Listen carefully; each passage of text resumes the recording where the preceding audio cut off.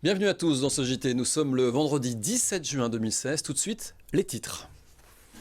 Le débat public sur Europa City prolongé jusqu'au 13 juillet, après la révélation de 2 études qui viennent battre en brèche les prévisions du promoteur du projet. L'impact économique et les créations d'emplois sont remises en question.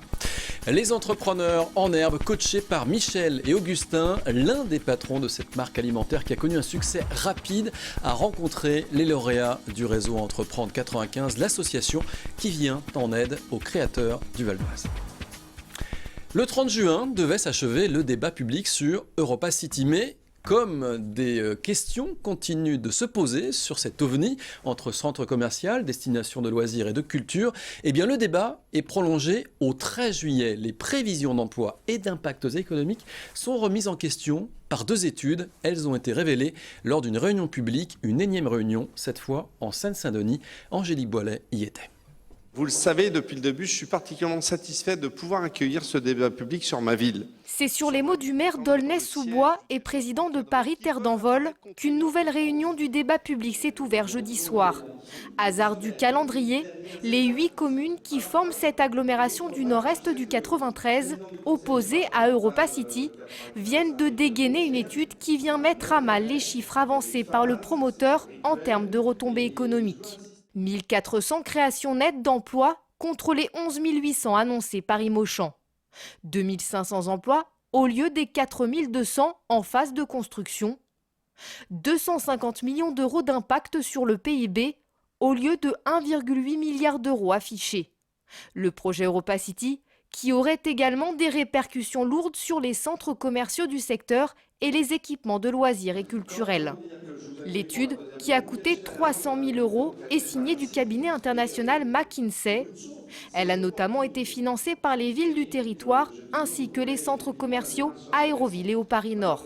C'est une étude sérieuse demandée par des élus de terrain pour protéger leur territoire, pour protéger l'emploi, pour protéger les investissements, afin qu'effectivement, demain se fasse peut-être quelque chose, mais de manière plus équilibrée, dont ne pâtissent pas nos territoires. C'est le mot gigantisme qui, malheureusement, résonne avec cannibalisation. Quand on fait une telle hyperconcentration, effectivement, ça cannibalise nos territoires.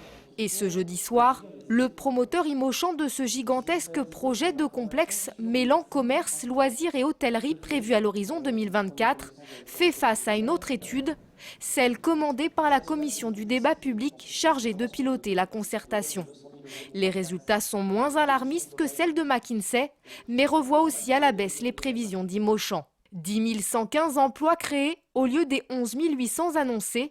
Mais avec l'effet de concurrence sur les centres commerciaux alentours, Europa City viendrait détruire 2000 à 2700 emplois. Résultat, les emplois nets créés s'élèveraient entre 7400 et 8100. Pour la phase construction, des chiffres encore à la baisse, 3350 emplois au lieu des 4200 annoncés. Le projet Europa City ne peut qu'avoir un effet positif, c'est une certitude, mais sans doute un effet moindre que les premiers chiffres qui ont été avancés, et dans lesquels il pouvait y avoir jusqu'à 12 000 emplois nets créés. Ma conclusion, c'est qu'il y aura certes beaucoup d'emplois créés, mais il peut aussi y avoir des emplois détruits dans d'autres centres. Il peut y avoir des emplois qui sont créés dans un territoire, mais occupés par des actifs d'un autre territoire. Donc un effet beaucoup plus intermédiaire. Ce qui était avancé par le promoteur, ce n'est pas des écarts absolument gigantesques, hein, mais ça nuance, ça fait voir que peut-être les paramètres qui étaient pris en compte étaient peut-être un peu optimistes et qu'il y a probablement matière à les nuancer. La commission du débat public a pris la décision de prolonger la concertation pour prendre le temps d'examiner et de confronter ces expertises. Le débat public va se prolonger jusqu'au 13 juillet prochain. Sollicité, le promoteur Imochan n'a pas souhaité faire de commentaires. L'actu, en bref, on va rouler à 90 km/h sur l'autoroute A115. Décision du gouvernement, objectif lutter contre les bouchons et la pollution. La vitesse va baisser de 20 km/h dès le 4 juillet. En bref, toujours IDFM, première radio à adopter le label Respect Zone contre les cyberviolences. La radio installée à Enghien-les-Bains s'engage à combattre sur Internet les discours de haine racistes, xénophobes et sexistes et les théories complotistes. Il faut savoir que plus de 200 000 insultes sont proférées chaque jour sur les sites Internet, blogs, forums et réseaux sociaux, soit plus de 2 par seconde, selon une étude de Kantar Media réalisée en janvier 2016. On ouvre une page éco à présent avec 7 rencontres, celle entre des jeunes patrons de start-up du Val d'Oise et l'un des fondateurs du groupe, Michel et Augustin. Michel de Rovira. Il a échangé avec les entrepreneurs lauréats de la promotion 2016 du réseau Entreprendre 95 qui accompagne les jeunes entreprises. Florian Philippe était sur place. Ces jeunes entrepreneurs du Val d'Oise sont venus rencontrer un patron hors du commun, le trublion du goût Michel de Rovira, de la désormais célèbre marque de produits alimentaires Michel et Augustin. L'entreprise parraine les lauréats du réseau Entreprendre 95. Augustin et moi, on est tous les deux des anciens du réseau Entreprendre Paris. Et donc quand on a été contacté par Mado initialement pour parrainer les entrepreneurs du Val d'Oise, c'était un bon moyen de renvoyer un peu l'ascenseur. Le réseau Entreprendre Paris nous a beaucoup aidés. Et donc là, c'est un moyen effectivement d'essayer de rendre un peu ce qu'on a reçu. Autour d'une table, Michel de Rovira a pu découvrir les projets des lauréats dans le tourisme, la restauration ou encore les loisirs. Un échange qui rappelle de bons souvenirs. C'est toujours top, je trouve, de voir des films et de rencontrer des entrepreneurs qui sont au tout démarrage ou dans les toutes premières années de leur création d'entreprise. Je trouve qu'on retrouve un certain nombre de réflexes qu'on a eus, on retrouve cette envie de créer un nouveau marché, cette envie de faire émerger son entreprise, sa marque sur un marché. Et donc je trouve qu'il y a une dynamique, il y a une envie, il y a une passion entrepreneuriale qu'on ressent tout particulièrement dans ces premières années. Donc je trouve que c'est des rencontres qui sont passionnantes, hyper sympas. Et ça donne un vrai souffle d'énergie. Le réseau Entreprendre 95 accompagne en 2016 27 entrepreneurs à l'origine de 16 entreprises. Avec ses parrains, l'association veut démontrer qu'une start-up peut réussir. Cette année, on voulait quelqu'un qui soit à l'image vraiment de réseau, c'est-à-dire du porteur de projet qui a décollé. Et c'est ce que représentent Michel et Augustin. Et aujourd'hui, c'est une très, très grande entreprise qui travaille maintenant à l'international, mais qui est à l'origine lauréat de Réseau Entreprendre Paris. Et quand on a contacté Michel et Augustin, ils ont tout de suite accepté d'être le parrain de notre soirée. Les lauréats bénéficient d'un accompagnement personnalisé et d'un prêt d'honneur pour les aider à se lancer. Une grande soirée aura lieu le 27 septembre pour les récompenser au Théâtre 95 à Cergy. Et une idée de sortie pour terminer, une idée pour ce week-end avec les Journées nationales de l'archéologie. C'est au musée archéologique du Val d'Oise à découvrir à Guiry-en-Vexin l'exposition Les Gaulois, l'émergence des métiers, samedi et dimanche. Vous avez rendez-vous de 13h à 18h avec des démonstrations et des fabrications de perles et bracelets en verre celtique. Voilà, ce journal se termine. Je vous en rappelle bien sûr le principal titre. Le débat public sur Europa City prolongé jusqu'au 13 juillet après la révélation de 2 études qui viennent battre en brèche les prévisions du promoteur du projet. L'impact économique et les créations d'emplois sont remises en question. Merci d'avoir regardé ce journal. À suivre la partie magazine de ce JT. Bon week-end à tous.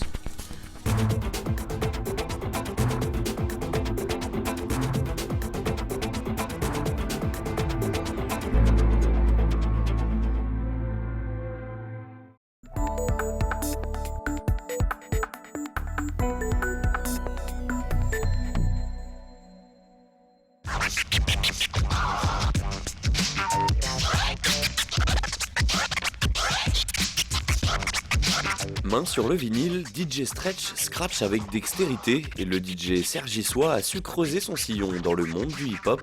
Il faut dire que sa passion ne date pas d'hier. À 32 ans, le DJ a déjà presque 20 ans de pratique derrière lui et une collection de disques qu'il ne compte plus.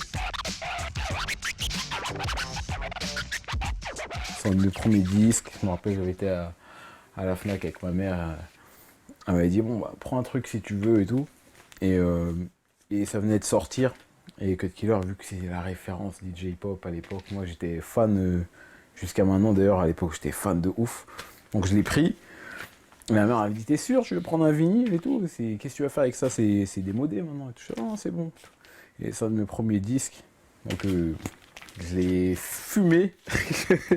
À l'instar de son modèle Cut Killer, DJ Stretch ne fait pas que passer des disques dans les clubs, il compose aussi. Chez lui, il élabore beats et mélodies qui serviront d'instrumental pour des rappeurs, parmi lesquels on compte quelques pointures. J'ai travaillé avec Youssoupha pendant à peu près 5-6 ans, voilà, du début de son développement jusqu'à l'aboutissement de signature en maison de disques, etc.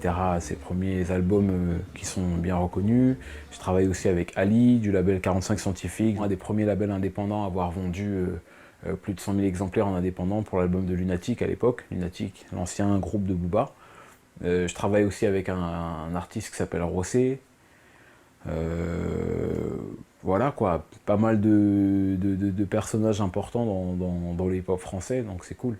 Qui dit hip-hop dit battle. Le 20 mai dernier, au nouveau casino à Paris, DJ Stretch participe à sa toute première compétition, l'International Red Bull Freestyle.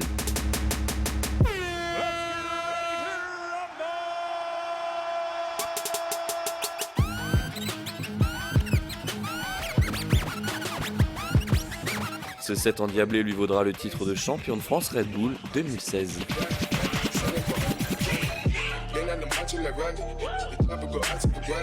Donc voilà, hein. Mortel. Là, le Red Bull, ça existe depuis 2010. Et cette année, la France participe. L'année dernière, la France n'était pas dans les pays participants, donc c'est cool.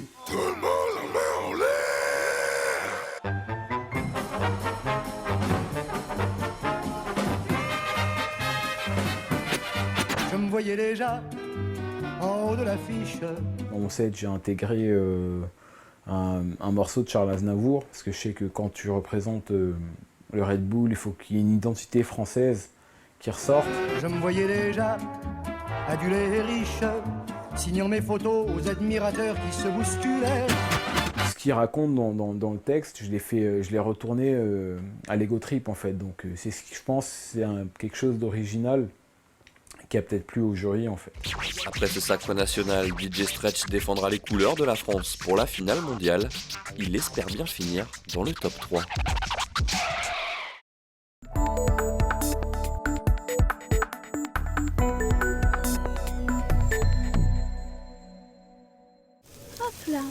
Le hérisson, comme chez lui, dans la ville de Saint-Prix, la ville très investie dans l'écologie s'engage pour cette espèce protégée, victime de prédateurs et du trafic routier. En Europe, on estimerait le nombre de morts sur la route à 700 000 par an.